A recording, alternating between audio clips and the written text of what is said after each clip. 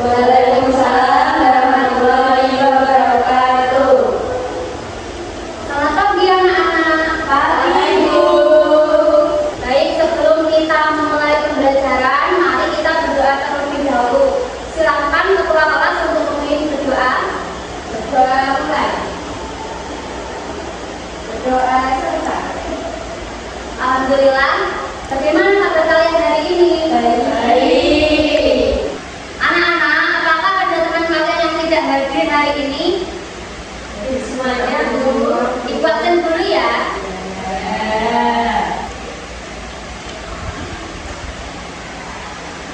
Kuliah? Lera? Oke, Bu. Ana?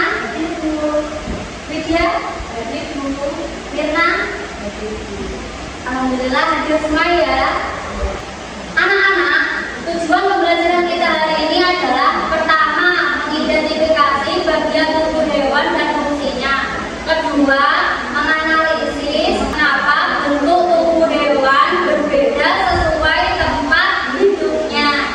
Anak-anak, ikuti ibu ya. Kalau ibu bilang siapa kita, kalian bilang dan tepuk tangan 2 kali. Bilang kelas 3. Kalau ibu bilang belajar IPAS, kalian tepuk 3 kali. Seru, seru, seru.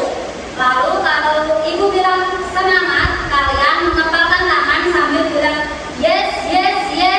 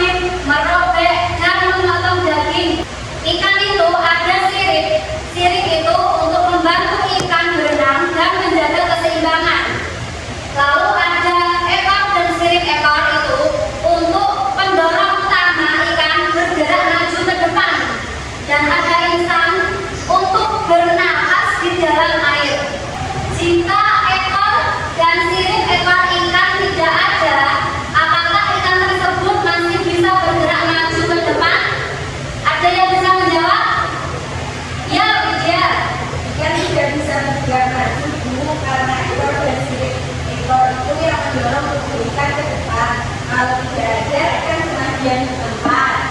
Betul sekali, sempurna ya. Selanjutnya ada hewan amfibi yaitu katak.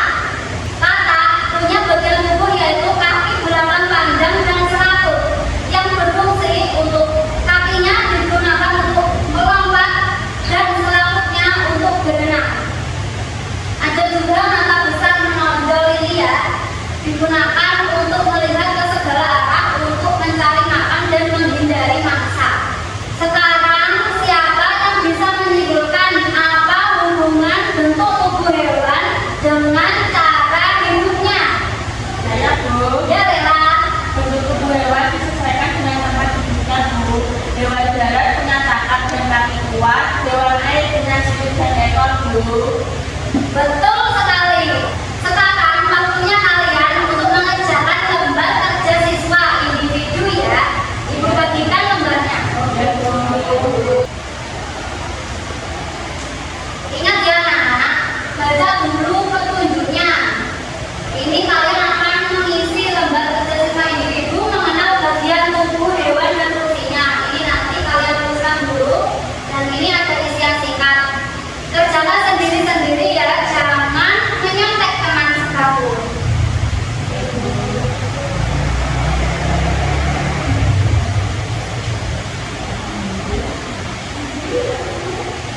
Waktunya kalian mengerjakan adalah 3 menit ya, dimulai dari sekarang.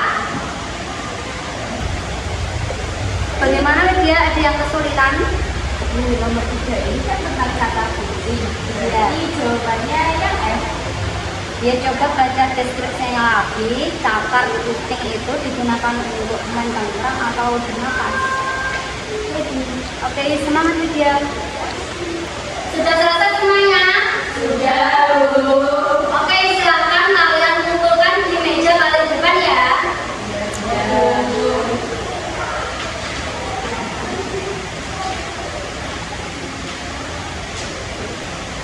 Makasih anak-anak. Anak-anak, sekarang kalian akan belajar dalam kelompok. Ibu bagi kalian menjadi 2 kelompok.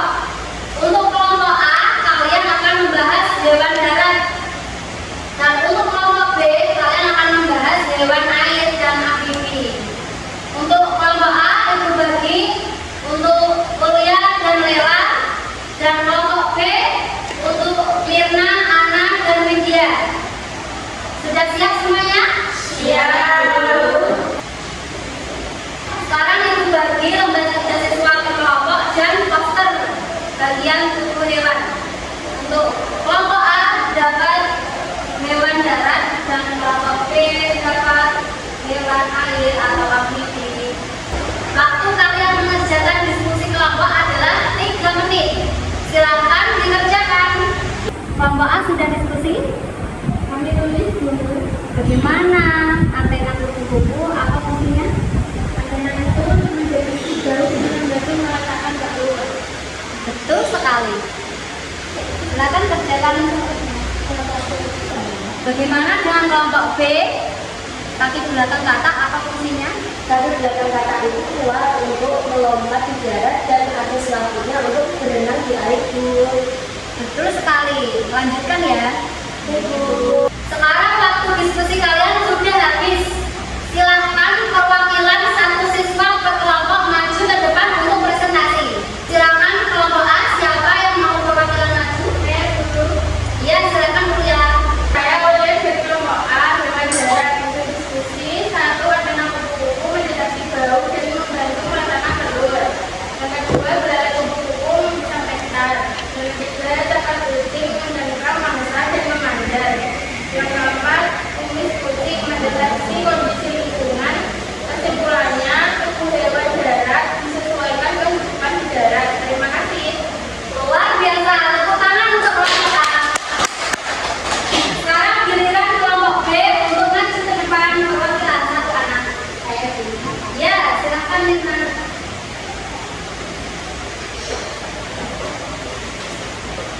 Saya Mirna dari kelompok B, hewan air dan amfibi. Hasil diskusi yang pertama signifikan digunakan berenang dan jaga keseimbangan. Yang ekor ikan sebagai pendorong gerak maju. 3. Insan ikan bernapas di air.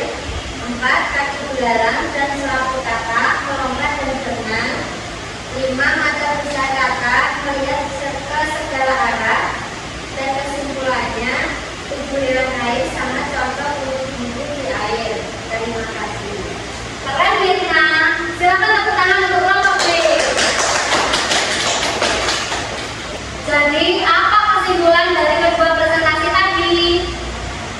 Ya, Bella. Hewan darat punya cakap dan kaki kuat, hewan air punya sirip dan selaput, semua disesuaikan tempat hidupnya, Bu. Tepat sekali, itulah namanya adaptasi. Ibu bangga sekali dengan kalian semua. Mari kita simpulkan antena kupu-kupu untuk mendeteksi bau, belalai kupu-kupu untuk menghisap nektar, dan cakap kucing untuk mencengkram mangsa, dan sirip ikan untuk berenang. Sudah paham semuanya? Anak-anak, bagian tubuh hewan apa yang paling menarik dan apa fungsinya? Saya Ya, Widya. belalai kupu-kupu karena unik bentuknya panjang, khusus untuk menghisap nektar bunga. Tepat sekali. Anak-anak, sebutkan satu hewan di sekitar rumahmu dan bagian tubuh mana yang digunakan untuk bertahan hidup. Ya, Uya. Ayam dulu. Ayam punya paruh untuk mematuk makanan dan kaki bercakap untuk mencari makan di sana. Tepat sekali, Uya. Bagaimana perasaan kalian hari ini?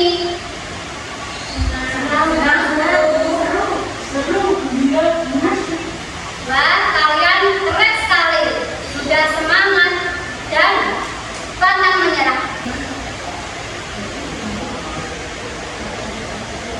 Sekarang Ibu bagikan soal tindak lanjut ya. Untuk yang nilainya di atas 75, kalian dapat soal pengayaan. Dan untuk yang nilainya di bawah 75, kalian mendapat soal remedial. Untuk Lela mendapat pengayaan. Untuk Ulia mendapat soal pengayaan.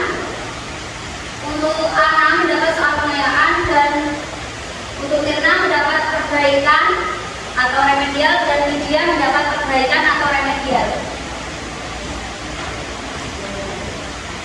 Waktu kalian mengerjakan adalah 2 menit. Dimulai